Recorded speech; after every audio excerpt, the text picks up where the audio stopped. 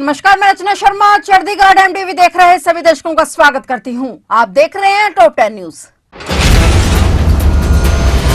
वारिस पंजाब संस्था के पूर्व वित्त सचिव और पंथक संगठनों से जुड़े गुरप्रीत सिंह हरिनो हत्याकांड में नामजद डिब्रूगढ़ जेल में बंद श्री खडूर साहिब सीट से निर्दलीय सांसद अमृतपाल सिंह की परेशानी बढ़ गई है। अमृतपाल सिंह पर गैर कानूनी गतिविधियां अधिनियम यूएपीए लगाया गया है। अमृतपाल सिंह अभी नेशनल सिक्योरिटी एक्ट एनएसए के तहत असम की डिब्रूगढ़ जेल में बंद है। अमृतपाल सिंह की और आतंकी आश्रय पर भी यूएपीए लगाया गया है। पुलिस ने यह कार्रवाई फरीदकोट में हुए गुरप्रीत हत्याकांड में की है।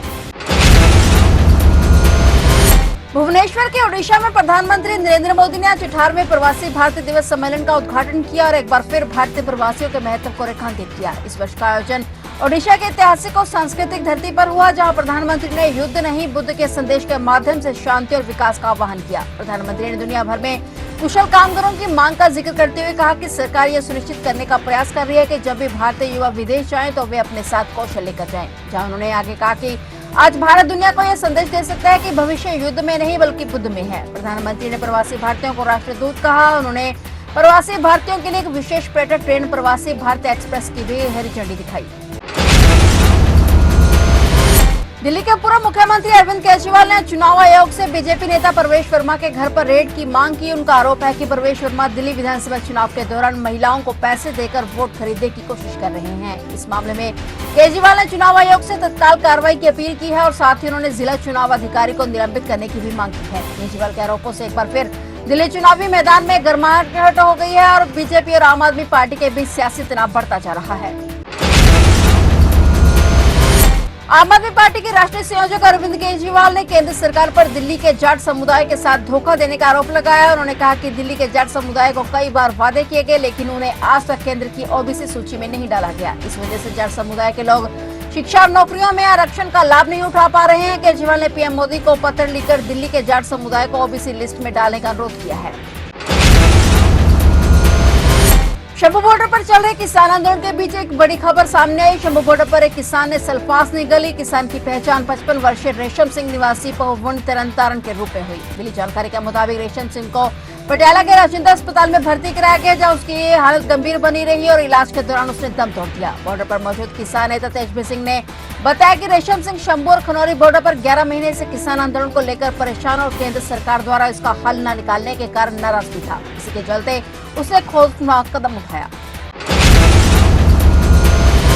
किसान नेता जगजीत सिंह डल्लेवाल का अमर अनशन आज गुरुवार को 45वें दिन में प्रवेश कर गया। उन्होंने अपने साथी प्रदर्शनकारियों से उनकी मृत्यु की स्थिति में भी आंदोलन जारी रखने का आग्रह किया। डल्लेवाल ने कहा कि उनके पार्थिव शरीर को विरोध स्थल पर रखा जाए और किसी अन्य नेता द्वारा उपवास जारी रखा जाए। अनशनकारी नेता ने कहा कि किसी से मिलने से इनकार कर दिया। डल्लेवाल ने किसानों की मांगे पूरी होने तक अनशन खत्म नहीं करने की अपने संकल्प पर कायम रहने की बात कही। डल्लेवाल अपनी खराब सेहत की वजह से बात करने में असमर्थ है। उनकी तबीयत लगातार बिगड़ती जा रही है। बिहार के छपरा में आज एक दर्दनाक हादसा हो गया। दरअसल एक घर में सिलेंडर लीकेज होने के कारण आग लग गई और इस आगजनी की घटना में 8 लोग बुरी तरह झुलस गए। वहीं इस घटना से आसपास अफरा तफरी मच गई। घटना सारण जिले के नगरा प्रखंड क्षेत्र के अफोर गांव की है, जहां मौजूद स्थानीय लोगों ने कड़ी मुशक्कत के बाद किसी तरह से आग पर काबू पाया और सभी घायलों को स्थानीय लोगों के सहयोग से अस्पताल में भर्ती कराया गया, जहाँ उनका इलाज जारी है।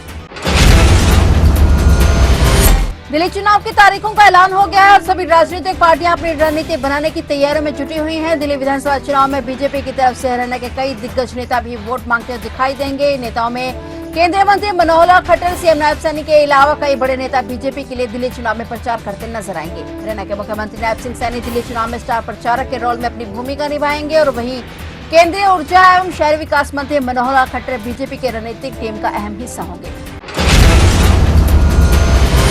अमेरिका के दक्षिण कैलिफोर्निया के जंगलों के बाद हॉलीवुड हिल्स में भड़की आग से लॉस एंजलिस में हाहाकार मचा हुआ है। आग में अब तक 1000 से अधिक इमारतें और घर नष्ट हो चुके हैं और इसके अलावा 1,30,000 लोगों को घर खाली करने के लिए कहा गया। अमेरिकी राज्य में आग की घटना के बाद राष्ट्रपति जो बाइडेन ने अपनी इटली की यात्रा रद्द कर दी। आग में जलकर कई लोगों की मौत हो गई। राष्ट्रपति जो बाइडेन ने राज्य में आपातकाल की घोषणा कर दी है।